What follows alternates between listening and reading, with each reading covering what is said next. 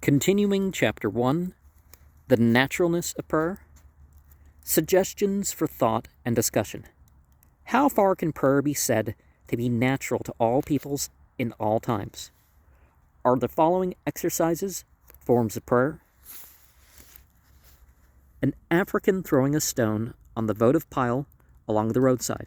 A Buddhist using a prayer wheel. A Tibetan tying a prayer flag to a tree.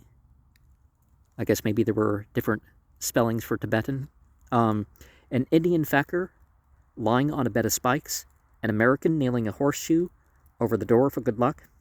How far can superstitious prayers growing out of ignorance of mysterious happenings and attempts to propitiate some unknown mighty power be said to be proof of the universality of prayer?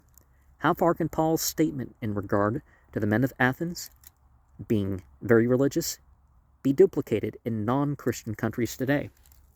To what degree is crying out for help in time of great trouble a proof that prayer is natural? Was Stephen's prayer as natural as Samson's? Compare Hezekiah's prayer at the siege of Jerusalem with the prayer in modern wars. And was it Chemush means besieged?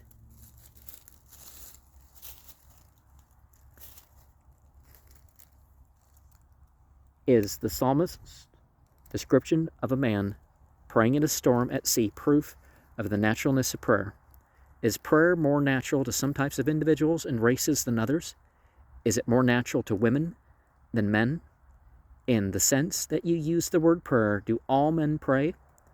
How far is the universality of prayer a proof of its reality?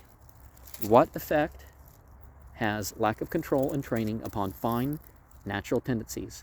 Is love involuntary, or can a man control and develop his love instinct? To what degree is the instinct to pray capable of development and direction?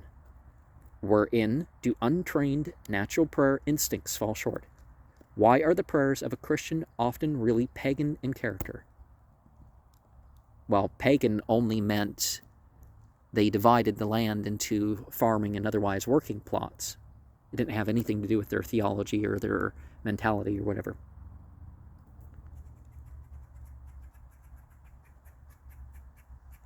Other than that, they knew they had to work the individual land rather than stay there, right? What were the distinctive elements in Daniel's prayer? In the prayer of Ephesians, chapter 3, verses 14 to 19. Can spasmodic and untrained prayer be unselfish? How can prayer be trained? What determines the limit of the development of prayer in any individual? For instance, what process is necessary to develop the turning of a prayer wheel into a prayer like Stephen's? Now, some things are charms or amulets only until the intention is shifted, right? And you can answer any of these questions you like in any of your own way. You can comment on the rest of the videos that way too. And I probably won't break up all these chapters.